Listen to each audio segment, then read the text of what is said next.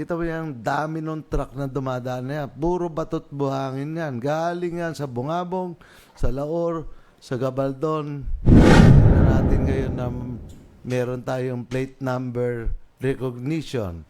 May facial recognition tayo. Kaya natin gawin ngayon yan. Ito, September 11 lang ito pinag-uusapan natin. Kamakalawa. Kaya tayo, nakamonitor na. Mga anong lugar, pinalagyan na natin ng mga makabagong CCTV para hindi na mahirapan sila, Patrick. Nung padaanan ng two-way, yung one-way, yung lumang tulay ng Valdefente, pagkatapos padaanan ng one-way yung bagong tulay, kita mo, sira kagad yung lumang tulay. Dahil nga yung load limit doon ay mas mababa kaysa sa bagong tulay. Ngayon, nung lagyan na ng Vertical clearance po. Vertical clearance, yung lumang tulay ng Valdefente, dumaan na ngayon lahat doon sa bago. Patay.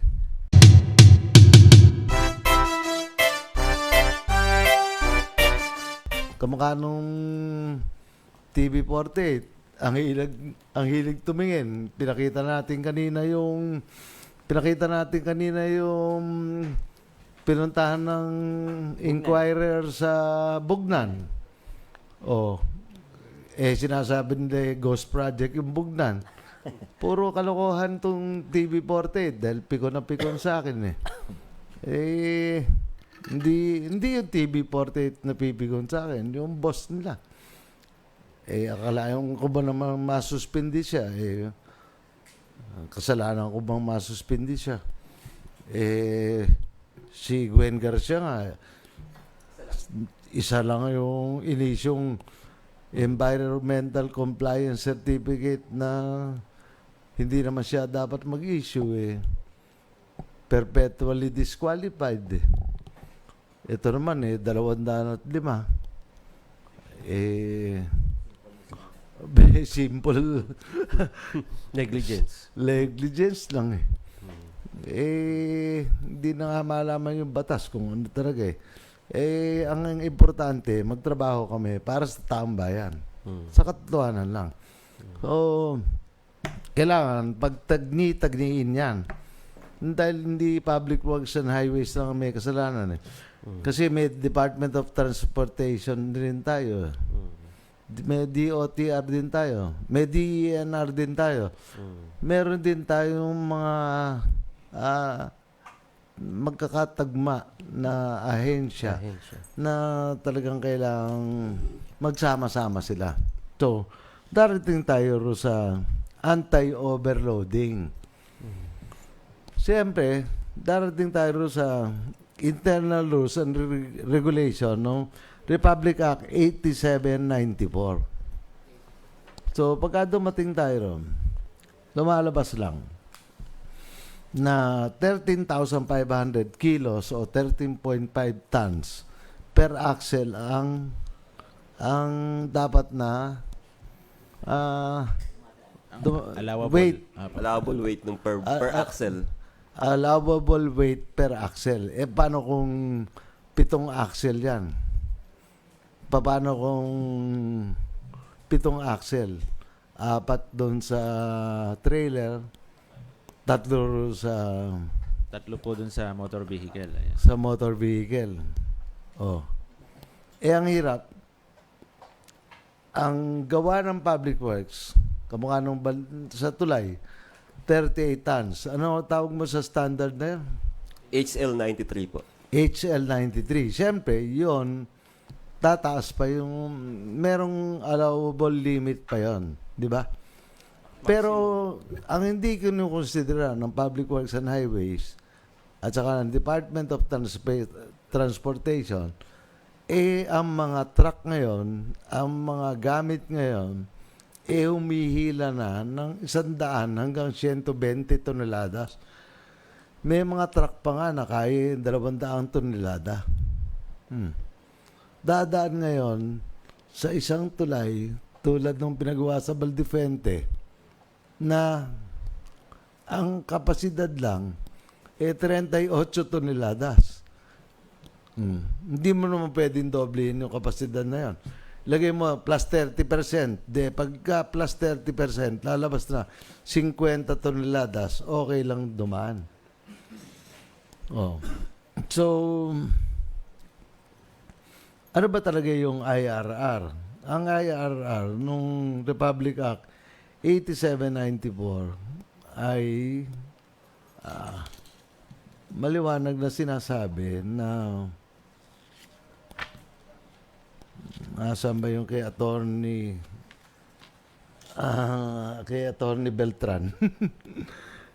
Narito kasi lahat ng internal rules and regulation. Dapat magkabit daw ang Public Works and Highways ng weighbridge. Obligasyon ng Public Works and Highways na magkabit ng weighbridge. Meron rin namang obligasyon ng DOTR. Meron din namang obligasyon ng DENR. Dahil kasi, kung hindi hinayaan na yung mga bulubundukin natin ay kalbuhin, kung hindi hinayaan ang mga bulubundukin natin kalbuhin, hindi naman babaha talaga eh. Dahil yung puno, ang talagang natural o natural na ginawa ng Panginoon Diyos para ito ay para ito'y pigilan. Pigilan ng tubig Pigilan at soil erosion po. Yes. At saka, ang bawat bundok, merong dinadaanan talaga tubig. May mga daan ng tubig yan. Pwedeng tawagin mo sapa. At pagkayari, didiretso yan doon sa mas malaki sa ibaba. Pwedeng dumiretso yan sa sapa sa ibaba, sa paanan ng bundok. At pagkayari doon sa paanan ng bundok, hindi na maging sapa, maging river na. Oo, log baby. Ilog. Ilog. So, kailangan talaga, tulong-tulong yan. DNR, DPWH, DOTR, pasensya na kahit bago kasi DICT. Dati DOTC, kasama yung transport sa communication. Ngayon, pinag-iba na. Kaya, ang nakalagay rito sa IRR issued in August 16, 2000, DPWH is mandated to install and operate weighbridge stations and portable weighing machines at strategic road points. Ngayon nga, hindi na pwede yung portable weighing machine. Pagka portable weighing machine ang dinala mo, Sira. peprenohan lang. Galing ng mga driver ng truck na yan.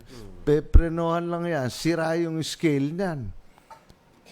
Pagka mahinang klase, dapat ang dala mong weighing scale ngayon, 200 tonelada.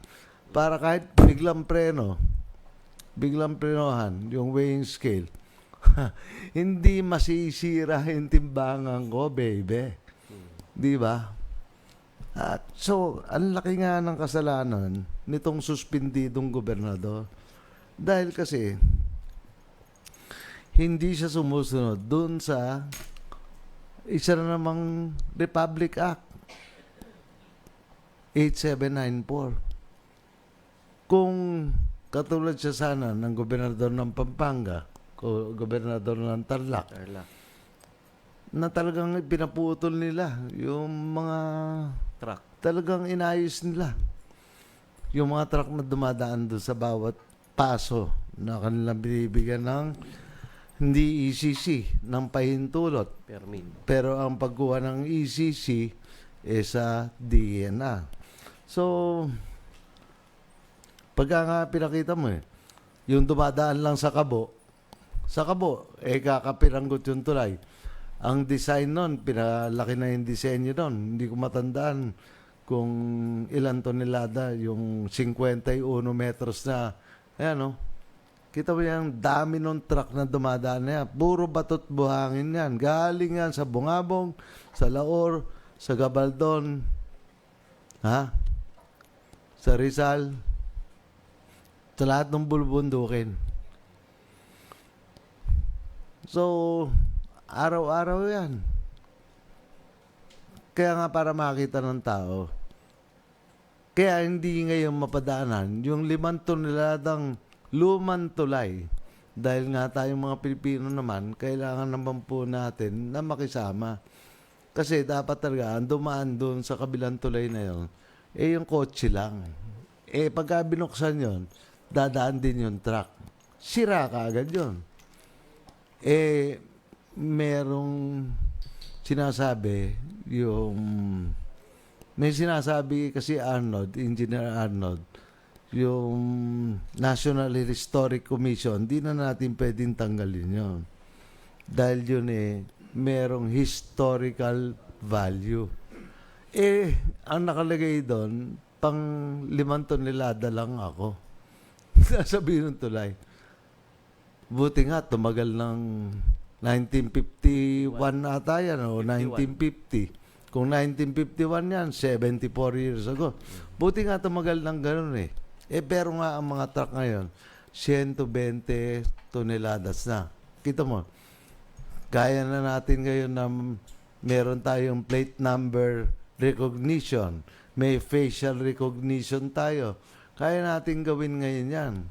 Ito, September 11 lang ito pinag-uusapan natin. Kamakalawa. Kaya tayo, nakamonitor na. So, nakamonitor na tayo. Kamukha nito. Ano ba itong lugar na ito? Yan. Tignan mo yung truck na yan. Sa Bangad po. Sa Bangad. Sa Bangad nagtaka-traffic yung truck ng batot buhangin. Sa pagkuha. Ayan kitang-kita mo. Lahat ng anong lugar, pinalagyan na natin ng mga makabagong CCTV para hindi na mahirapan sila Patrick. Dahil dati sila Patrick lang ang kumukuha. Mano-mano. Mano-mano. Ngayon, puro CCTV na. Iba na talaga siya ngayon. So, hindi po nasusukat yung mga timbang Ayan, ng kita mga mo, truck Fortaleza na yan. Road yan. Ba't di masisira yung... Tira mo yung kalye, Gawing Lourdes. Sa kanto po yan, sa may gasolinahan. Madudurog talaga So, ngayon po, Kong Jay, walang weighing scale na nagsasabi ng talagang bigat ng mga dumadaan year na truck na yan. 2000 to. 25 years ago. So, ibig sabihin, dapat meron na po. Dapat meron na. 25 years ago, sinasabi na to ng batas. Kung may pagmamahal sa lingkod bayan, kunwari, governor ka, congressman ka, mayor ka, dapat talaga, kamukha ngayon, kinakabahan yung tiga Santa Rosa.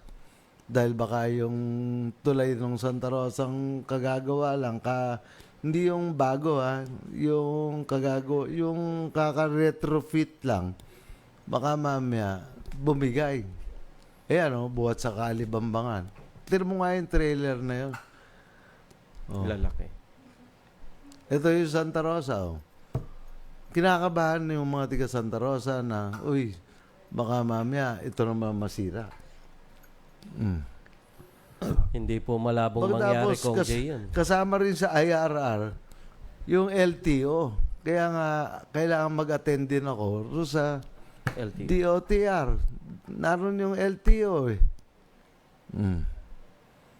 Hindi pwedeng isisi lahat sa public works merong kanya-kanyang papel Yung Department of Transportation under sa kanya ang LTO. Under sa kanya tubig. Under sa kanya ang napakaraming bagay, natural resources natin nasa DENR naman. So, yun ang sinasabi nga natin. Kailangan talaga maliwanag. Ang sinasabi rito, ano ba ang penalty for overloading? Sa Section 6, ang sinasabi, an amount equivalent to 25% of the motor vehicle users charge. So, it shall be imposed on trucks and trailers for loading beyond their prescribed gross vehicle weight, provided that no axle load shall exceed 13,500. Isipin mo, 25 years ago, nung gawin yung IRR nito, yung 13,500 kilograms na yun, yun ang pinakamabigat na per axle. 13.5 tons. Iba na ngayon. So, kaya nga nakakaawa rin yung Public Works and Highways. Sabi nga ng Public Works and Highways kay Secretary Vince at saka pinagpaalam kay Pangulo na kumare, wag muna sila magsusuot ng DPWH na uniforme para silang prime water. Ayaw maglagay ng prime water uniform pag lumabas ng prime. Kasi nga, ang tingin ng taong madlang people, sila corrupt lahat Corrupt. Oh. Sitahin. So, yun nga ang sinasabi ko. Pagkatapos, isisisi nung magkalabang politiko doon sa lugar na yon, doon sa politiko na ang inisip na talagang makapagpagawa ng isa pang tulay doon sa Valdefuente, doon sa Cabo, doon sa Santa Rosa, doon sa Laur. Lahat ginawa yung tulay ng Laur pero nung lumaki, yung mismong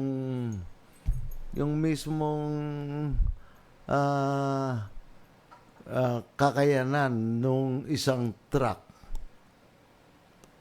sa bigat na kargahin, Nabugbog na.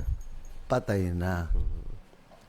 Bugbog na. Kaya nga yun ang sinasabi ko hindi ko pinipit na sa Siyumali. Ang sinasabi ko, yung sentimento ng Nueva Vizcaya, yung Isabela, nung Cagayan, nung Ifugao, nung Kalinga Apayao, nung Quirino, nung Aurora, lahat ng dadaan dyan sa Valdefuente Bridge na magbumula sa Tugigaraw hanggang pababa sa Manila. Sila rin, ang hirap naman, kailangan rin sila ng Manila dahil napakaraming bigas din at saka mga tanim. Mais, napakarami ng dinadala riyan. Pero siyempre, ang tendency ng Pilipino is to overload because makakatipid sila. Pagka malaki, marami, makakatipid sila. So, ang kailangan talaga, tulungan. Hindi pwede pintasan ng pintasan. Wala pong mangyayari dyan. Wala pong mangyayari. Yun ang aking apila. Yun ang sinasabi ko lang na apila ko. Well, actually, Kong Jay, kung titingnan natin itong anti-overloading law IRR natin, nakalagay din po dito yung role ng provincial government in enforcing anti-overloading law. So, Sir Attorney Edwin, siguro magandang maipaliwanag mo yung talagang role ng provincial government dito. Yes, Doc Gio. Yung kasing overloading law, pag national level, ang in charge para i-implement yan ay yung ating mga national agencies, yung DPWH, yung LTO, DNR, DOTR. So, national level, national roads. Pagka local roads, ang unang-unang merong obligasyon at may tungkulin na ipatupad yung implementation ng batas laban sa overloading ay yung provincial government. So dapat ang unang-unang pumoprotekta doon sa mga local roads natin ay yung ating provincial government.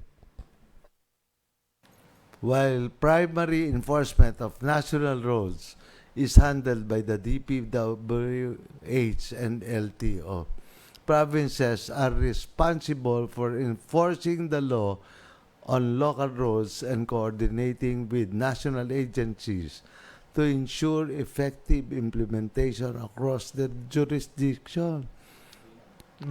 Maliwanag So yun nga po yung tanong natin, ano kaya ang mga naging aksyon na nagawa ng probinsya para kontrolin yung overloading sa At mga ito, kalsada? hindi naman humihiwalay sa Section 12C, 26, 27 ng Kodigo ng Pamahalang Lokal na kung saan ako'y Vice Chairman, na dapat itong mga national agency nakikipag-coordinate doon sa mga lokal na pamahalaan para ito ay ma-enforce ng maayos. Hindi naman pipigilan ng lokal na pamahalaan yung national dahil kailangan ng national government yon. Pero kung nakikita ng national government, ayan yung Declaration of Policy, Section 2C, 25, 26, 27, ang tanda ko, lahat yan maliwanag prior consultation. Hindi prior sisihan yan. Ang babagsakan ng sisi, yung probinsya. Baga ganon. Tayo, ang sinasabi lang natin, lalaban ko lang sa Kongreso, magising naman sana. Magising naman sana. Isipin mo, kita mo, nung padaanan ng two-way, yung one-way, yung lumang tulay ng Valdefuente, pagkatapos padaanan ng one-way yung bagong tulay, kita mo, sira kagad yung lumang tulay. Dahil nga yung load limit nun ay mas mababa kaysa sa bagong tulay. Ngayon, nung lagyan na ng Vertical clearance po. vertical clearance, yung lumang tulay ng Valdefuente, dumaan na ngayon lahat doon sa bago. Patay. Pag dumaan sa bago, paano yung kamukha nga nun? Kung makikita lang mabilis, patapos na tayo. Nung January of 2000 something, may nakuha kami nila Francis doon sa Cesar Vergara Bridge nung hindi pa natin nilalagyan ng vertical clearance. Dumaan doon transformer na pagkalaki-laki na 200 tonelada. Nasira pa nga pagyari nung nasira pa nga yung trailer at saka ayan. Ito January 19, 2023. Kailan Ito, lang? Kailan lang yan? Pagka ganyan ang dumadaan, ilang axle yan? 1, 2, 1, 2, 3, 4, 6 na. Pagkatapos yung likod, ilang axle? 4 pang muli. 10 axle. Yung truck mismo nasira sa sobrang bigat niya Sa hirap dun sa transformer ng National Power yan. Isipin mo, dumaan yan sa tulay ng Cesar Vergara Bridge. Ba't hindi masisira? Kaya tayo, dahil pera ng kabanatuan yon, nilagyan na natin kaagad ng vertical clearance. So, sabi ko kay Secretary Bunoano, at ganun din kay Secretary Dizon, pagka pinagtagal nyo yung paggawa ng mismong tulay ng Valdefuente, yung luma, pag ginawa nyo yung 2 taon at kalahati, sira na yung bagong tulay, hindi pa nyo nadadaanan yung ginagawang tulay. Yun And who will be affected? Yung ekonomiya, hindi lang ng Nueva Ecija, ekonomiya ng Biskaya, ng Aurora, ekonomiya ng Isabela, Kalinga Apayao, Ifugao, Cagayan.